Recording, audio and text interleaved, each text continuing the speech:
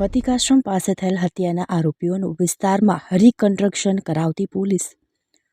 ભાવનગરમાં 3 દિવસ પહેલા થયેલી વોહરા સમાજના વેપારી યુવાનની હત્યા કરનારા અરમાન ઉર્ફે ભોલુ સલીમભાઈ લાખાણી, રહેમાન ઉર્ફે દિલીપ ઇરફાનભાઈ ફરિયાણી અને આફતાબ નામના 3 હત્યારા યુવકોને હત્યાના સ્થળ પર લાવી હત્યાના બનાવનું રિકન્સ્ટ્રક્શન ગંગાજળિયા પોલીસ દ્વારા કરાવવામાં આવ્યું હતું.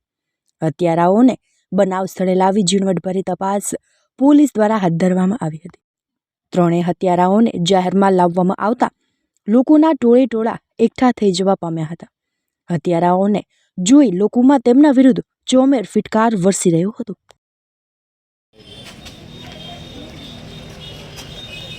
પાછળ